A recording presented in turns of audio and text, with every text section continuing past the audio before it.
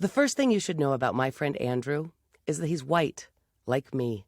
It's one of the many things we have in common among our equally numerous differences. The next thing you should know about Andrew is that we're having this conversation during the first few days of June 2020, when our nation is gripped in conflict and conversation about race, power, privilege, protests, and police brutality. And I've come to believe that it is vital for white people to talk about it, with each other, in whatever awkward, imperfect ways we can, with patience, grace, and open hearts and minds. Because silence begets violence, and it's not okay to leave the dialogue to people of color, or people in power or politics.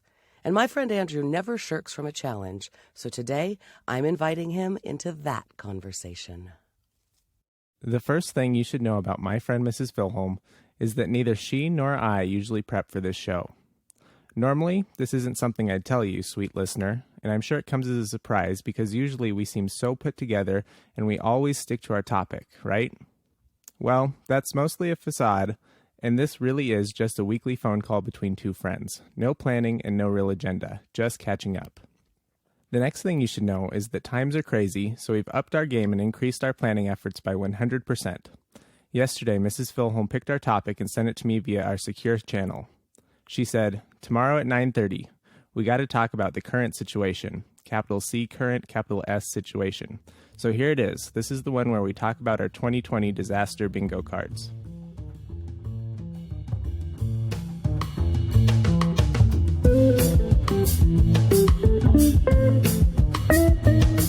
Welcome to Half My Age, a weekly show in which a 25-year-old adult and a 50-year-old child help each other make sense of the world.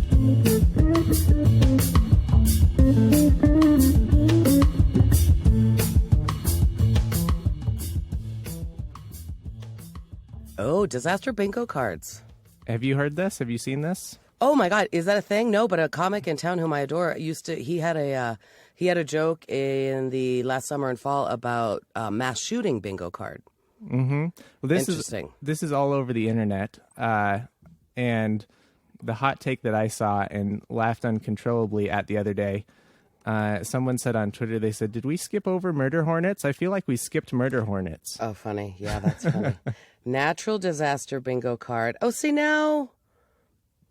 First of all, as we have discussed, we get different internets. Mm-hmm. But that's very interesting because now I'm thinking that comic that I mentioned is not as brilliant as I thought. And I saw him, obviously he thought of this himself because I saw it the first time he told the joke. It was after there were 2 mass shootings in a week. I don't remember when that was because it's hard to keep track. But that joke felt like it was writing itself. Oh, pandemic bingo card. Do you know the funny thing is that you're the comedian in this twosome. Yeah. And I think I get the much funnier internet than you do. Could be, Andrew. You need to check with Comcast and see if they can change you over to the funny plan.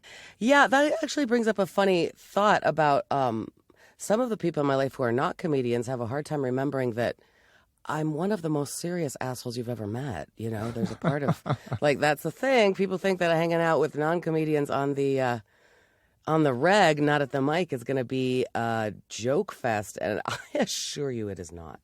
That's why we make jokes, is because things hit us maybe harder. You're funny. Tell me a joke, funny man. Yeah, exactly. I feel like that's something from Seinfeld. Funny.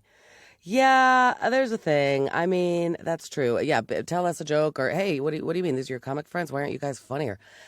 We can be real funny, but isn't that? I mean, that's the truth. Boy, you want to know something? Even before the current situation, capital C, capital S, in the previous current situation, the prior situation, which was the worldwide pandemic and me losing all of my work and all of my hope.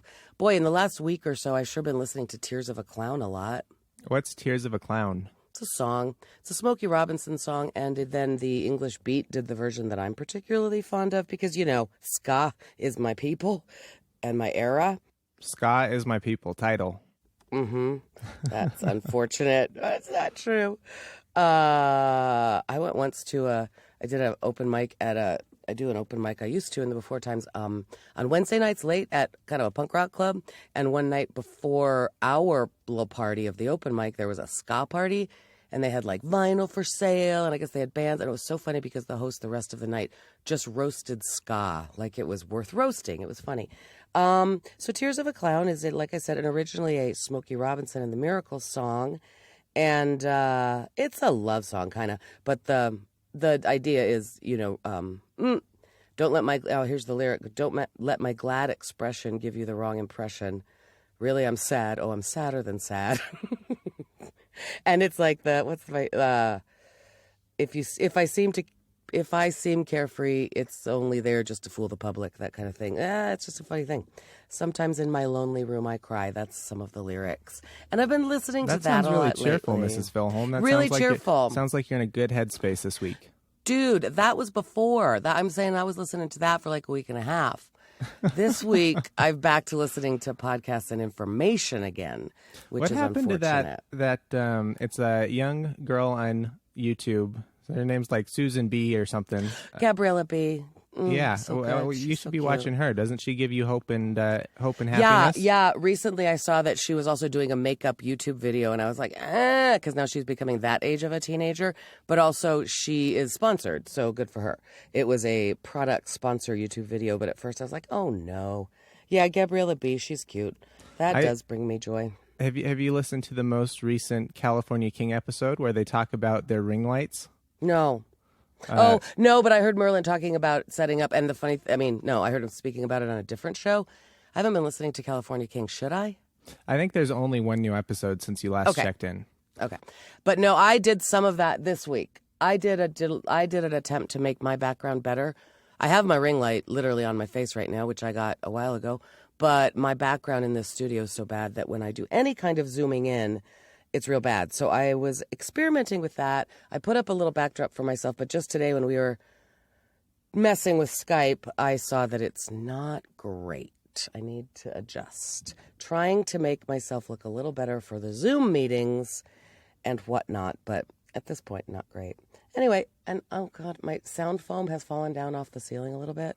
Everything's crumbling over there. Everything's crumbling, but it's fine. Like and you can't see it. Nobody else can see it. If I just leave it, it's going to be fine for sound today, but it's bugging me because I want to sit here and hang that up. Okay. So how are you, Andrew? I'm doing mostly well. Just like most people, I suppose. Like you said in your cold open, there have been protests going on for a week almost. I think they started last Thursday. Is that correct? Maybe Wednesday last week? I think that the event of George Floyd dying was 10 days ago because we did not talk about it last week avoidantly.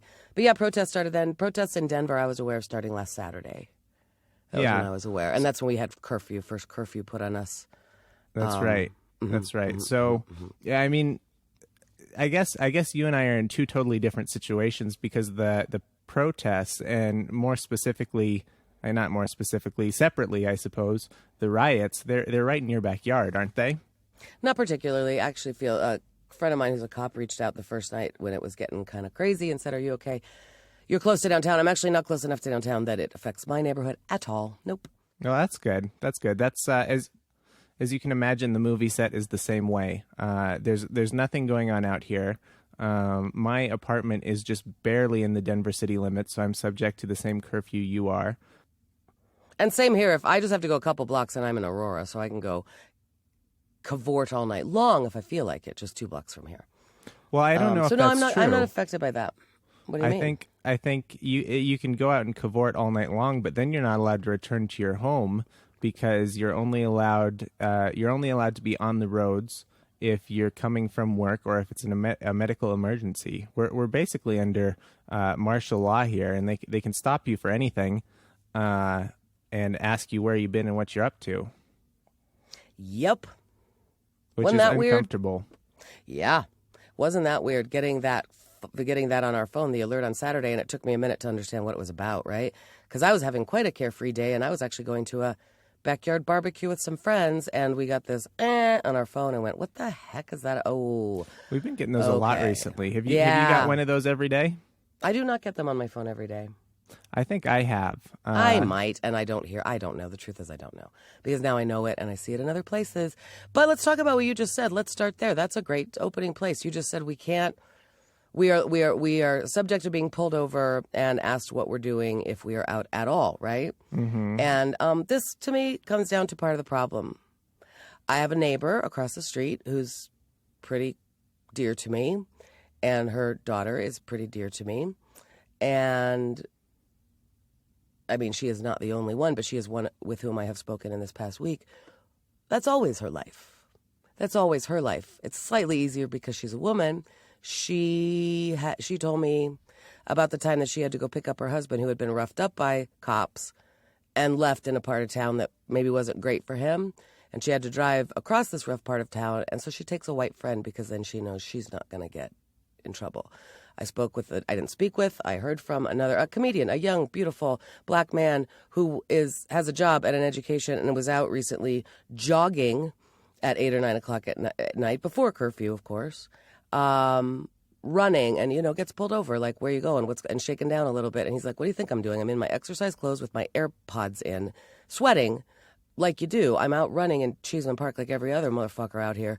But he's black. And that is a true part of an existence that no matter what I do to try to be expansive and loving for all of humanity, I don't know that feeling. And I never have, and I never will. We literally don't know what that's like. And that is I think, a real situation for black people in America, and it always has been. My friend across the street, in fact, has a white mother, but presents as a person of color. There's no way around it.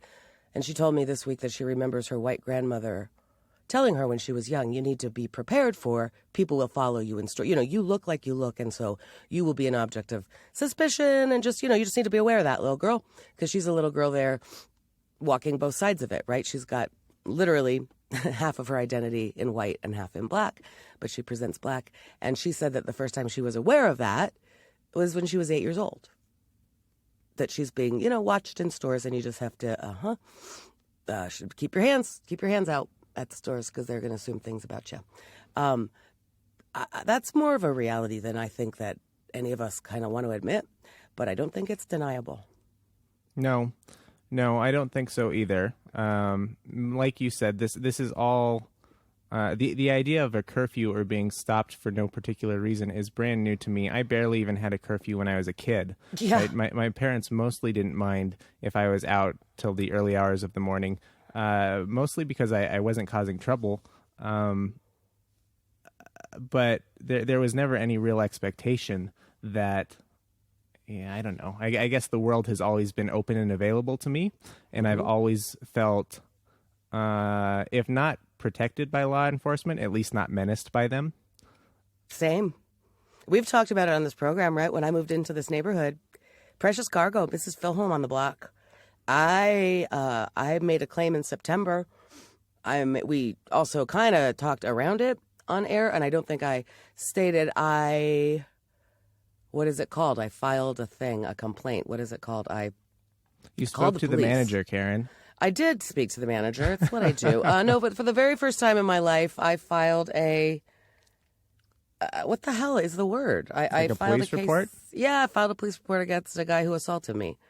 And it wasn't that big a deal, and I knew the assault was not that big a deal, but because I thought that what he did to a younger woman in the scene was worse, and she was traumatized by it to the point that she just wanted to forget it and not have her name mentioned again.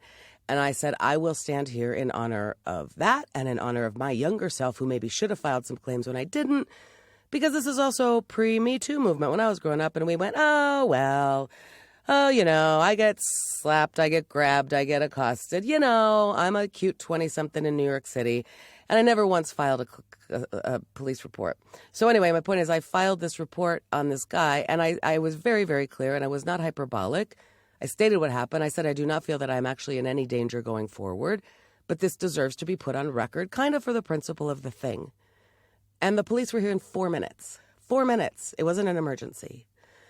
And I know for a fact that, that's not the case for my neighbor, And I know that I know what I look like, and I know that I can walk up. Yeah, I have always felt actually quite protected by the police. But that's my privilege. That's my privilege. And I want to think that way. I'm a police person. We have police in our family, and I know so many police officers who have big hearts and go into that field of work because they want to be good guys. And there's a little superhero complex, I'm going to be one of the saviors. So I am coming at it from that point too, but there is no doubt, and it is time, it's past time. But whatever, being aware of that actual privilege, and that is not anything that, I mean, that's not bad. I'm not bad for having a privilege. That doesn't make us bad people, but it is worth being aware about. And we've talked about it. We've danced around it. We've talked about it explicitly on this little chit-chat program of ours here. We watched I did the Chelsea Handler, Are You There, Privilege? It's Me, Chelsea, a few months ago. Just being aware of it is, and since the election of 2016, I have seen more of that. Just let's be aware of our privilege. Let's be aware that the walk we walk on this planet is a little bit different, all of us, from one another, right? We're not all in the same boat. We're in the same storm, but we're riding different boats. Yeah. Remember when we talked about Do the Right Thing? Yep, I sure do. Have you seen Spike Lee's response to the current situation? What does Spike Lee say about it? Spike Lee, I'm not exactly sure all what he says about it. Let me see, I have it here. He has a Three Brothers short film. We'll put it in show notes. He says, how can people not understand why people are acting the way they are? And he gave a speech, and I'm looking at it here on IndieWire. And what he does is he pieces together, it's very short, climactic footage from the 1989 masterpiece Do the Right Thing with real-life viral footage capturing the deaths of Eric Garner and George Floyd. It is sickening to watch. I don't like to watch things like that. I haven't watched the full video of George Floyd, which people have asked me to do because there's some things they want to look for, and I can't tell if it's conspiracy theories or whatnot. Anyway, that's not where I like to live, is sitting and looking at gruesome footage, even though sometimes it might be good for me. This one I watched, and it is, it's sickening. And, of course, his point is this is not new. We saw this with the riots in the 60s. This is Spike Lee speaking, the assassination of Dr. King. Every time something jumps off and we don't get our justice, people are reacting the way they do to be heard. We are seeing this again and again. This is the thing, the killing of black bodies. That is what this country is built upon. It's hard right now. In my neighborhood, you asked, I don't feel like it is particularly violent. In fact, I feel like there has been an opportunity, because I live in such a diverse neighborhood, to have conversations with my neighbor, to have her children over in my yard. There has been a humanity part of it that feels good, and that we can have the discussions where she is also saying, I don't want to tell you what to do because I'm sick of telling you people how, like I said in my open, and that's the conclusion that Chelsea Handler's thing comes to, and a lot of people have come to, is like, white people need to talk about it. You guys need to talk about it and check that privilege and figure out ways to help us. We don't know how. We're sick of fighting for it.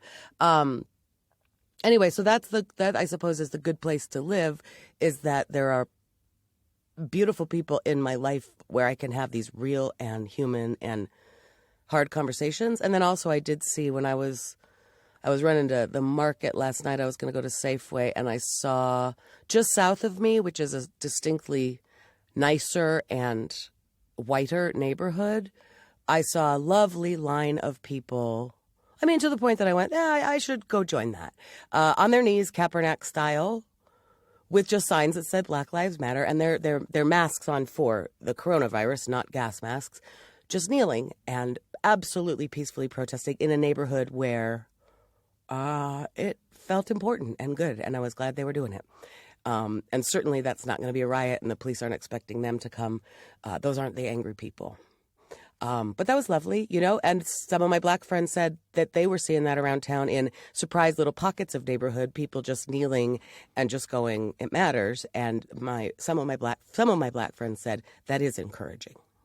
You said those aren't the angry people, and I think there's something interesting going on here in this particular situation, because there is more than just Black Lives Matter going on here, right? There is looting, and there is police brutality against, I don't know. When we talk about getting two different internets, I've had some jokes in my internet this week, but a lot of it has been, police macing reporters, and there's several videos of people from the Denver Post, people from the Colorado Sun, people from CNN. Like the CNN cameramen are having the worst week I think they've ever had to be a CNN cameraman. And there's these videos of the policemen running across an empty expanse to mace a reporter in the face. But I've heard from a lot of different sources. I still don't know what to believe because there are so many people saying different things. But there's a lot of voices saying the same thing, which is that the protesters and the rioters are not the same. Correct. They're two different groups, and they're being lumped in together as if they were the same. Mm-hmm. Sure. Yep, absolutely right. And what was I going to say about that? There are also police. Let us make no doubt about it. We have seen this also. The number of police who join the march, the number of the police who do kneel and say, yes, let us say their names. This is not okay. The very first way that I heard about the death of George Floyd was from a white cop, a Denver cop, a friend of mine, who, not to me, but on his social media, was posting, so not okay. And here's where he was saying as a cop, listen, we know that things escalate. You get hot. You're in a human battle. You're scared. Cops do walk around scared for their lives, right? They are in high crisis situation all the time. And so, of course, you might act from a place of fear, violence, etc. But he goes, there's the problem is you got partners there. That's what that's for. He said, my first year on the streets, I got into it with the guy and I got too hot. I mean, I lost my temper. My partner pulled me off. Cooler heads must prevail. And the thing is, the people being taken down are usually causing crimes. It's not like often they are not. I can't even say always, but I mean, let us just assume that for the most part, these are people being arrested, right? These are people perhaps resisting arrest. Not okay. Not a super great way to react. However, we don't kill people for that in this country, that you can act the fool and that's what we assume, that the police are there to help calm everybody down. And at many, that's my point, at many of these protests, the police are absolutely there. And I have heard protesters saying, they are doing their job. We are doing our job. They are here to keep us cool. They are arresting us because we are out past curfew. We know we're out past curfew on purpose because you don't get to tell us the shape of our resistance, right? That's comical to somebody who is making an actual political statement. That's comical. You don't get to tell us the boundaries of our resistance. But yes, then there comes to the looters. Come on, that's ridiculous. And we've seen it since Rodney King. I mean, we've seen like this. There have been people turning over cars and busting windows during celebrations for a Broncos victory in this town. So we know that people get bananas, right? And we know that has very little to do with an actual agenda of any kind. I mean, And are the people who are doing of course, there's this bubbling up narrative right now about it's Antifa. Is that how you say it? I think so. Which I understand is a shortened version of anti-fascism. Anti-fascism, and it's a punk. I mean, it's an old movement, but it also, like the punk movement, took it up. And these are people just sort of who are saying we will, with violence, bring down any bubbling up of fascism around us, and so we will get aggro about that. And so there's this. Well, I mean, I think Trump was saying that he blames it on that. No idea if that's the case. No idea if people are there purposely inciting violence, which we hear is happening. But either way, there's anger out there. And if people are willing to go out and, on any side of it, and express violence, it's because they're angry. And then, honestly, we've all been cooped up and lost our jobs and our ways to express ourselves, so many of us, for the past 3 months. It is ironical to me that I get this beeping on my phone that says, hey, the city's shut down. You have to be home by 8 o'clock tonight. Whereas just a couple of weeks ago, I'm pretty sure, there were demonstrations downtown, people saying, you don't have the right to shut us down. Give us liberty. You government, you state, you don't have the right to shut down our bars and restaurants and gun shops. You know what I mean? Just because of the virus. And now it's like you have the ultimate right. You can just shut it down. That's bananas. That's crazy. You're exactly right when you say we've lost our jobs. Something like a quarter of the population is unemployed, with no strong prospects for employment in the near future. A lot of these people are young. I don't know. It's waiters and waitresses and people who didn't have it particularly good before. The time is ripe for an uprising of sorts, and that's terrifying, right? I mean, you've got a lot of disenfranchised groups, the groups that have always been disenfranchised, but also these newly unemployed. It's no wonder people are walking around with baseball bats breaking things, because things seem so helpless. Yep. And smashing up the window of the store down the street might be something that you can control, right? Maybe that feels like you've got a sense of power that you haven't had since you lost your job. Sure, and how it often is with especially young people. Yeah, I mean, yep. We say in the not we they. If you study demographics, if you study the demographics over in the broad way and the changing of populations across the world and across time, two things that were valuable to me in my own research about parenting teenagers, raising teenagers, is that across time, we've talked about it, the accident hump, young people, young men especially, ages, whatever it is, 18 to 23 or what is 13 to 23, die at a faster rate across all ages and all times and all populations of the world. They die at a higher rate in that particular time because they are more reckless, right? I believe that. Hump. Yep, that's absolutely true. It is especially true for men. It is also true for women, but more so for men. B, across all ages and all times and all cultures, when you have a population, they call it the youth bulge, and it's very funny because that sounds so disgusting in a way, like bulge in your pants kind of thing. Not inappropriate, really. When you have an expanse in population of, when you have a baby boom and you have a bunch of people, and then those people age into adolescence and young adulthood, and they are educated, and there is not enough employment for them just because many times countries can't adjust to that. You are stuck with violence, and uprisings happen. I mean, literally, that is when violence and wars and civil wars happen. You can track it in a country. So again, those circumstances are you have a population explosion, or a bulge. So you have more kids, and the country is generally affluent enough that they are educated, and then they don't have enough jobs. So right now, whether that is true or not in our actual economy, that has been the circumstance for the past 3 months. Like you said, a lot of the people who have lost their jobs, and not only, I mean, boy, oh boy, I keep hearing about people my age losing their actual jobs, but, getting laid off.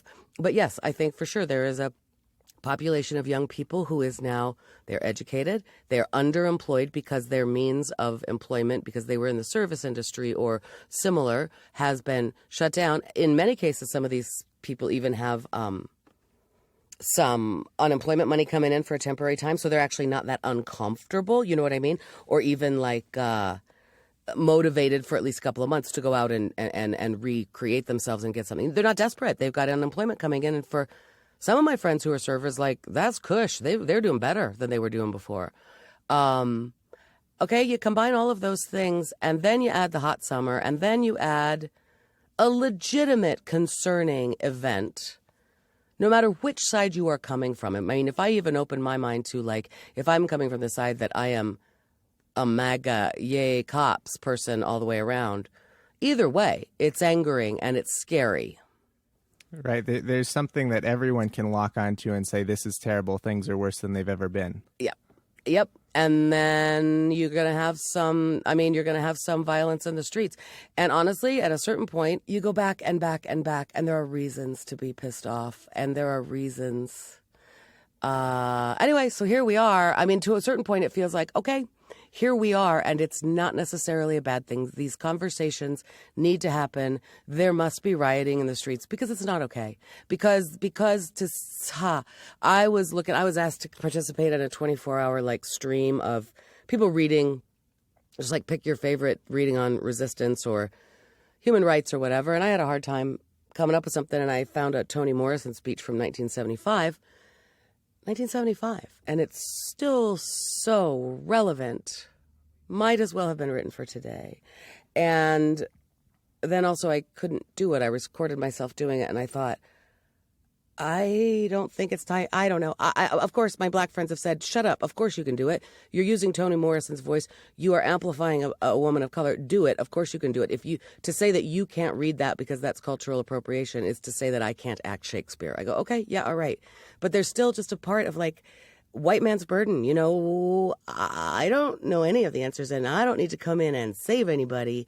But I sure do care, and I sure do want to help affect change because it isn't okay. But I don't, you know what, right now for the past week, it has felt to me more important to listen than to have a fucking hot take. But it also feels important not to be silent. And I think that it is, at least for right now. I mean, I'm going to put in our show notes many of these resources, but one of them right now that I think is very good is from the Aspen Ideas Festival, and it is a page on how to be an anti-racist with Ibram X. Kendi, and he writes some good stuff on it. He's the director of the Anti-Racist Research and Policy Center at American University. And I mean, right here, the quote on the front of the page here is, it's hard to understand anti-racism without understanding what it means to be racist. And to admit that we are all racist, I mean, we can't, you know, there's a lot of that, like, well, I'm not a racist, but we are and we must be because that is how we are formed, but we can choose anti-racist behavior and we can choose anti-racist speech and we can start to have these small conversations, you and me, Andrew, you and us listeners, my next door neighbor. We have to start having actual conversations, which begins with understanding, I think, fundamentally. And like when we taught, I don't remember if we even taught it to your class, but we taught Ralph Ellison's The Invisible Man. And did you read that? Yeah, I did. I don't remember it. Yeah, and I don't remember how much time we spent on it in your year, but some years we did. And just the fundamental understanding is that this book is important. This book is seminal. It changes our perspective, but we as white people just seriously cannot ever imagine that experience. Start there, and then I guess open up to what's next. And I don't know, and nobody seems to know. Well, that's my next question for you is what's next? At what point can we call this mission accomplished, or what's the goal here, right? At least in the 60s. Well, I don't even know. What brought, after MLK's assassination, what happened that made that basically put race on a back seat for another 50 years? We thought we fixed it. We thought we had some version. I mean, why did we think we fixed it? Partly because we had some. We thought we had some equity. We put in laws. We got rid of Jim Crow laws. We had separate but equal in the schools. Then we said that's bullshit. We're going to integrate. You know, because it felt like progress. Because misguided attempts, as always, because human beings don't know how to do it. But they are. You know, it felt better, even when it was worse, because busing in America was not famously a, you know, happy solution. But we could look at it and say, okay, well, black people have access now. We thought we fixed racism when Obama got elected. We thought that was it. Like, okay, this must be proof. Right. So nope. if you're an unemployed person today and you've been out at the protests for a week, at what day do you wake up and say, you know what, today I don't need to protest? Right. And I mean, I think that is unknown at this point, and that is a conversation being had by the people who need to have it. I mean, obviously what we're looking for is systemic change, right? We're looking for cultural change, particularly in this issue, from the police, the people who are here to protect us and hold our civility. And when we feel like there is actual aggression and a real problem there, a big problem. That's a scary situation. And the Department of Justice, I think, kind of know better. So, right, how do you know it's time to stop protesting? I don't know. There's no finish line here that's easy. This is something I've been thinking a lot about with the quarantine, which is at what point do we know it's safe to stop wearing masks or to start congregating en masse? Right. There's so many of these problems we have, and this is probably no different today than it's ever been. But so many of our problems, there's no end, or there's no way to gauge success. There's nothing that says, you know what, we've done it, we've beat it. That's exactly right. And we should stop. That's a great comparison, and you're exactly right. We've all known that. Like, when are we going to, quote, go back to normal? The comics, we sit around and go, there's no comedy. There's no normal to go back to. Of course, there's comedy because that's an ancient thing. And there is civility and the need to be better and to treat each other like humans because that's an ancient thing.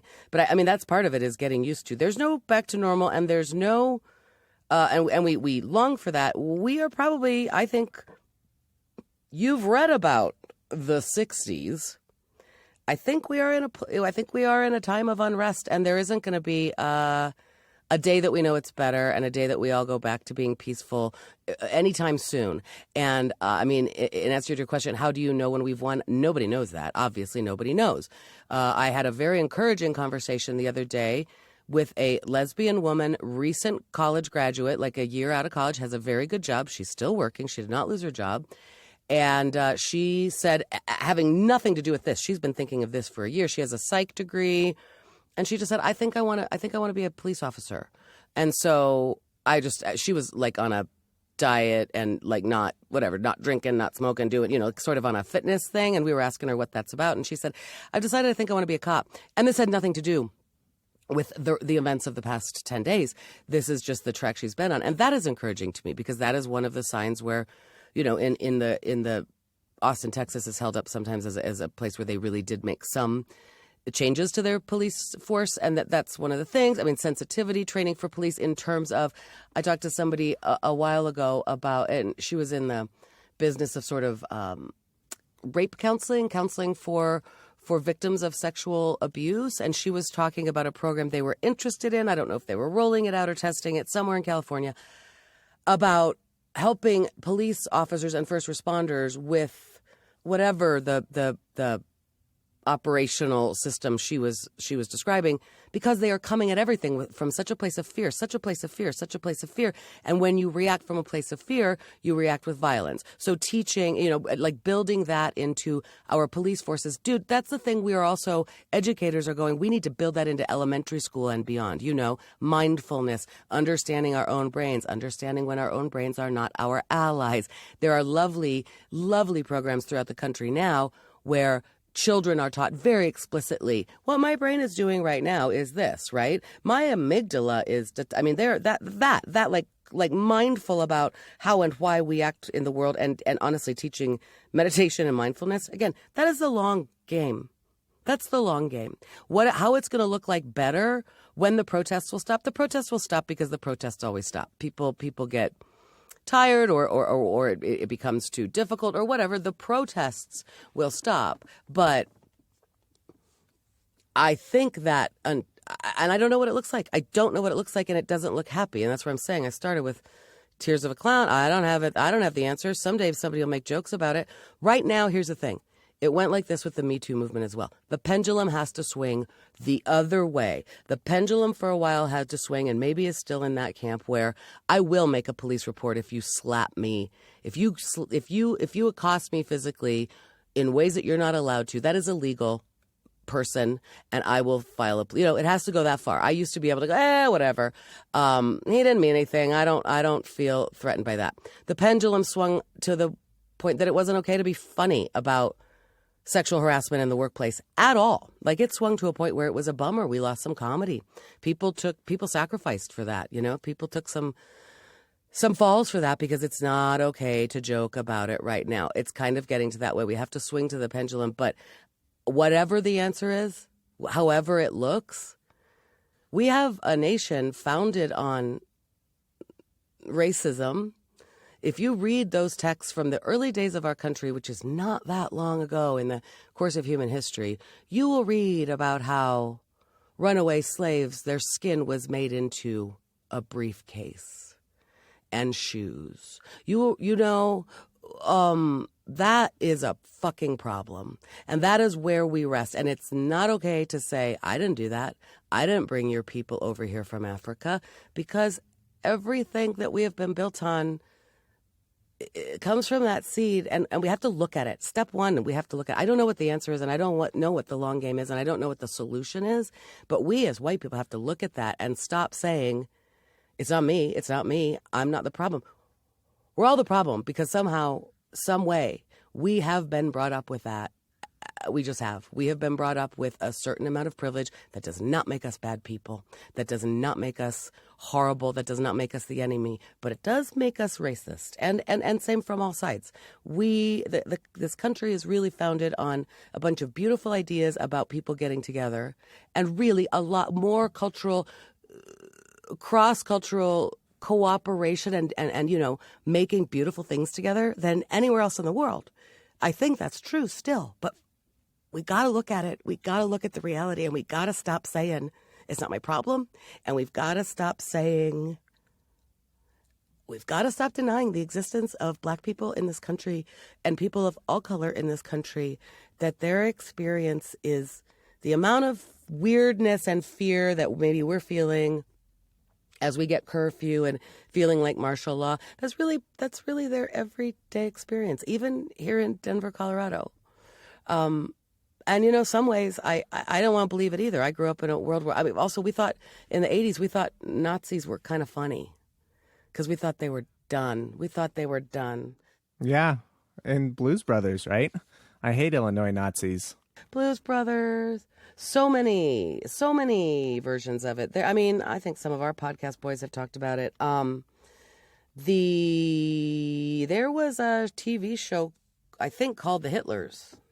I think there's something you're hitting on it with this Nazi thing, but even since I was a child, there were certain things that we held to be true, which is that Nazis are evil, free speech is always good, that sort of thing. And these are now things that are up for debate out of nowhere. We're talking about whether or not free speech should be allowed, right? Should these protesters be gassed because they're in the street with their signs? Mm-hmm. And I don't know how we got to be here. And I watched a video yesterday, and it was one guy in the suburbs on the corner of some busy intersection, and he had his own Black Lives Matter sign. And a lady called the cops on him, and the cops showed up, and they're having an argument right there. She's yelling at him because she doesn't want her neighborhood turned into a riot scene, and he's like, "Screw you! I'm out here with my sign, just free speaking." And you saw this live in person, or you saw it on the? No, this is more of my internet coming through. Okay. And it's like, well, of course she's wrong and he's right. He should be able to hold his Black Lives Matter sign. He should also be allowed to hold a "fuck you, I hate everyone" sign, right? Because that is what free speech is. And I grew up and went to school in a time where, with everything else you could debate, the Bill of Rights was always, I don't know, sacred, I suppose. Right? And that thing there where you go, she doesn't want him on the... That's good. Let's unpack that. I don't want you on my street corner because you're dirtying up my neighborhood, basically, right? You're dirtying up my neighborhood. But she's drawing this connection. If I allow this one man to hold a Black Lives Matter sign, who's white, by the way, not that it matters, but this is a white guy, she's concerned that that's going to invite the masses to come and throw bricks through the Target sliding glass door. Mm-hmm.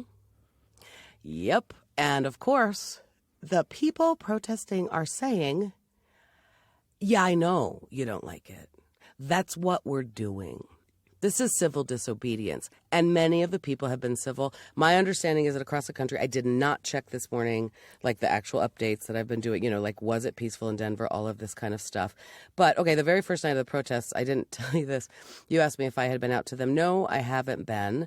Wasn't sure, of my place. And actually, I think things over the weekend are going to continue. I think there will be gatherings. Today they're having a memorial for George Floyd. I think there's a thing on Friday and then another thing on Sunday where educators will gather about how to talk to our children about this. There was one call on Sunday, maybe at the Capitol, like if you're a poet or a musician, come and sort of, hey, an open mic. I do feel like I need to stand with these people. I wasn't sure how to handle it. But one thing that was interesting to me is that some of my young friends specifically went out at curfew. Some of them are people of color and some are not. And they texted me and said, we are writing your number on our arms in case we get arrested tonight for going out after curfew. And I said, okay, You I'll said, do gee, that. thanks. I sure did. I said that is one place that I will support is bailing people out. And there are also places to give money to right now, which is maybe some slacktivism, but is better than not. And I said, no, I will play that absolute role. And of course, they went out absolutely in peace. I mean, they went to sit, to stand, to kneel, to be out there on purpose past curfew because you can't tell us the shape of our protest. What we're protesting, right, is how you hold us down and how you govern us. So I get it, and I stand it, and I support it. Going out after curfew to protest is vital. Most of the people I have seen, people I have personally spoken with, and I understand this is not true across everywhere, they're kneeling, they're sitting, they are disrupting traffic, and that's illegal. So they will be arrested. Instead of being arrested, and I did see this in Denver, and this wasn't too far away from my neighborhood, it was on Colfax, they were in the middle of the day, they were marching, and they were disrupting traffic. That is civil disobedience. And the person who posted this has a very nice degree in conflict resolution, and I know goes around the world and like for a living helps organize civil disobedience around the world. So I trust that she's saying the truth here, I think, which is, we're marching and yep, we're disrupting traffic, and that's illegal. And we know it's illegal, so we're doing it on purpose. We are disrupting the flow. That is civil disobedience. We are not damaging property. And instead of getting arrested or met with, I think you could physically corral these people. They got tear gas and rubber bullets. It does seem, I have seen this happen a few times, no doubt about it, even here in Denver, where the people are kneeling and nope, no doubt about it, one kid throws a frickin' bottle. One kid throws something at the cops. For sure, that's not okay. But tear gas and militant approach doesn't seem like an appropriate response. No, I agree. And it seems like at the start of every great conflict is a shot rings out and nobody knows which side fired the first shot. Right. But it didn't matter because at that point all bets were off and everybody was involved in this massive conflict. And maybe we're here right now. I don't know. This might, sort of blow over once the world opens up a little bit, and maybe we'll get distracted by that. Like, hey, you guys, bars and restaurants are open again. Hey, go ahead. I mean, and everybody maybe gets tired. We have seen marching in the streets over gun violence and school shootings, and it does kind of taper out. And then we have another school shooting, and we all go, okay, we have seen black men murdered by cops, and oh boy, if we look back, all kinds of terrible ways. It feels right now like, for real, the shot has fired out, and it's completely chaotic, and nobody knows what's coming from. But there is righteous anger around this, and the other thing is that some people, if you're looting and you're going into a store and like stealing perfume because somebody broke down the windows in Nordstrom, that's shitty. But like I said, people have always done that. That's distracting. But what would make you angry enough to want to like smash a window in your own neighborhood? Something pretty angry. There's a lot of anger. Yeah, there definitely is a lot of anger. And I still can't help but think it's related to the lack of shoveling rock. In your book, you talk about how sometimes the best medicine for a struggling teen is to go in the backyard and move rock from one pile to another pile and then back again. And right now by having lost our jobs, we've lost the piles of rock that need to be shoveled. So we're sitting around idly. Seriously, we've lost human contact. I mean, if you think about that, young people, you know what else they like? Sex. And you can't touch anybody. You know what else they like? Going out and playing sports. Can't do it. Boy, oh boy, that's right. Everybody's pent up. But that is not the distraction. Ways to tire yourself out. Yeah. But I mean, that's distraction. That is not this moment is bigger and grosser and more important because of that. Well, then I say, God bless it. Because when you ask what is the goal here, I don't know. But things do happen incrementally, but not always incrementally. Stonewall was a riot. This country was formed on a riot and a rebellion and an uprising. It was formed on people saying, not okay, and it gets violent to get there. I hate that. And we have lived in such a peaceful time. Hey, Generation X, we were looking for something to protest against in the 80s. Little did we know how very much was still going on. We thought we had solved it. We haven't. It's the experience that, and like I said, we have to talk to our parents or grandparents or whoever it is. We can't, I beg people, we can't let racist comments slide anymore. We can't say, well, I'm not a racist because I have black friends. You can't say that. We have to admit, I have so much racism in me because of the way I was raised. Institutional racism, systemic racism, those are, what's the word? I'm an English teacher. Redundant phrases. Racism is racism. It is all systemic. It is all institutionalized. And we don't know how to fix it, but we have to start talking about it. We have to look at it. And we have to stop people, I think, in our lives who are still talking those ways. Maybe we have to remind them the history of this country. And when they say, it's not my fault, totally not your fault. Totally not your fault. But you are privileged in a way that I think you should examine. And at least, you know what? Let's start with these people. Be grateful. Be grateful, not angry. Because I've seen that a lot with middle-aged white men especially, like they feel very threatened. They have felt very threatened, like there's not enough room at the table, and if we invite the queers and the people of color to the table, holy shit, it's gonna get wonky for me. Yeah, it might get wonky for you, but you still can walk into a room, and you can still walk into a restaurant and get a reservation. You still do not that you don't get anger and violence hurled against you, because when people are mad. But I mean, we have to understand that we walk a different walk. And if we care about humanity, which we all do, come on, we have to be there for our brothers and sisters in ways that they tell us. That's the other thing. I read a very good thing. If you want to go out and protest, if you feel so inclined, I read a good thing yesterday. I'll put it in show notes. White Folks' Guide to the Protest. And I loved it, which was like, here's how you can be there. Yeah, we need you there, but we don't need you leading us. That has also been the history of not only our country, but the West, is coming in with our great white savior ways and saying, we know how to fix you. And we fuck it up and we make it worse. I mean, there's a whole history of that to unpack, right? In terms of international development alone.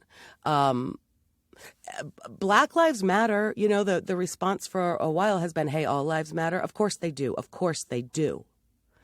Black Lives Matter. We have to say it. We have to say it because they are still, to this day, proving their worth in society. And you can't, that's the Toni Morrison thing I was mentioning. She goes, you can't, racism, talking about race is actually a distraction because they say, we're not educated, we get educated. They say the shape of our head is wrong. We get scientists to prove that it's not. They say we have no art. We dredge that up. They say we have no kingdoms. We dredge that up. Those are her actual words there. And she says, it doesn't matter. That is a distraction. You will never be enough. There will always be one more thing to try to prove to the dominant culture that we are human. So there was also a beautiful kind of pastoral look at it that I saw. If you have 100 sheep in the flock and the one sheep is missing, the 99, and that's the one that matters. And we put all the efforts into that. And the 99 sheep, they're going, don't we matter? Yeah, of course you matter. But you are not that sheep out there that is disenfranchised, that is lost, that is not being. We have to say out loud, Black Lives Matter, with no caveat, with no explanation, with no nothing else, because believe it or not, it matters to say that because it is not a given in our country. And isn't that's sickening that their lives don't matter on a systemic level? We have to say that. That's where we can start. We have to say it. We have to say that's not a political thing to say. I don't care if I anger my racist friends. I don't care if that seems political. We have to say it. We have to say it. And we have to shut up past that and listen to what they're asking us to do.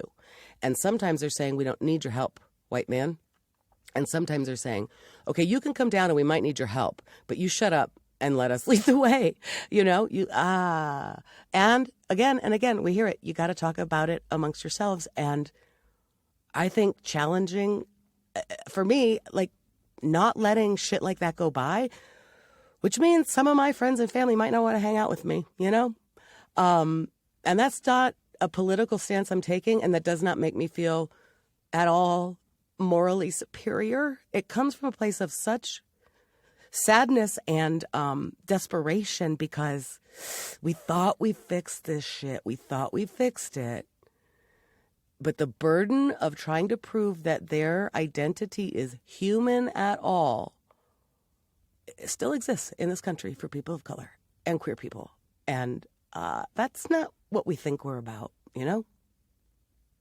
That's the other thing. You and I have thought our country and, I mean, our loving God, you and I both had a pretty nice Catholic upbringing, which is also it's oxymoron to some people, but, is about love and the beauty of all God's people. And, of course, we all are all equals, but there is a certain ignorance that I have been living with my whole life, just assuming that it's okay and maybe not listening to those stories and just thinking, everything's okay. It's not my job to listen to those stories. I don't know, man, but it does feel like the first brick was thrown, and people are so angry and they are so inflamed by anger because, as we've discussed, the circumstances, but it might be a time of unrest here in a way that we haven't seen in a long time. I think I think that's an understatement, Mrs. Filholm. Yeah. And it weighs heavily on my heart. But like I said, even in the past 24 hours, I've had friends of mine of color say, they've also said that they love the way that the rest of the world is watching and supporting them. And they're saying, I love the world. Mm-hmm. I've seen a lot of images and videos from places like Canada, New Zealand, London. The whole world is protesting right now, which is, I think, kind of nice to see. Right? I've traveled internationally, and before you travel internationally, people warn you about a sense of anti-Americanism, and they just be careful about what you say and what you do and how it comes across, because you may be held to answer for the crimes of your government or, the political things going on. And I suppose that's just been ingrained in me. And then you get there and you find out it's not that bad. Most people have no trouble dissociating people from governments. That's not as big an issue as we think. And then you go and you see on the news, Trafalgar Square is filled from building to building with people shoulder to shoulder, supporting us and our cause as Americans and our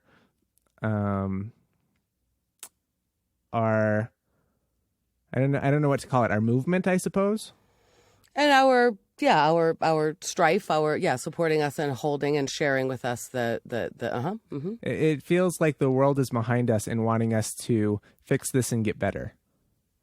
Correct. And to me, that absolutely jibes with the sensation that you're describing of, like, we used to, when we traveled, like, say, put a Canadian flag on your backpack so as not to incite the hatred. It also feels like probably the rest of the world is like, yeah, America, good. Okay, now you're having this conversation. We've known this about, or whatever. I mean, I think there is that sort of anti-American, we seem to the rest of the world like Texans seem to Coloradans, you know what I mean? Maybe. And we seem young and sort of cocky and, yes, I love the support as well, that they're helping us, like, supporting our movement towards doing something good and supporting the people of color in our country. But again, it strikes me as like, well, that just means that whatever, the whole world knows our dirty laundry, basically, which is how, like, some families would describe that. I don't have a problem with it. I love that they're supporting. It's not surprising to me. I mean, it's the same countries the same people who might have this, like, anti-American or, more like you Americans are such idiots kind of rhetoric. This probably just jives with that experience, and they're going, okay, good. Now you're growing up. Now you're going through the adolescent part of figuring this shit out. Okay, we are behind you. How can we help you? Love that. And like I said, the people of color that I know are encouraged by some of that. They are not, they are encouraged by all of our Karen desire to support, but they are literally looking at me and going, you guys are reading a lot of books. And I'm like, well, what do you want us to do? We don't know where to start, right? So I am going to put into show notes a ton of those resources. Netflix, I think it's still on Netflix, maybe not. Here it is on YouTube.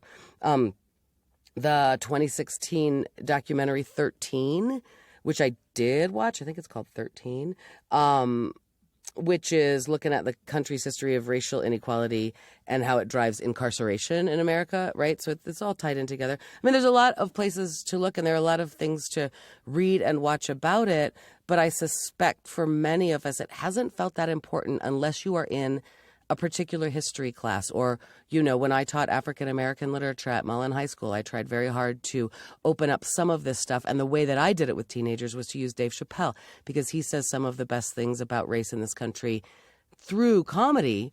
Very, very very on the edge comedy. And that was why the class was so fun, is that you got to start there. But I was endeavoring to open up young eyes to some of this.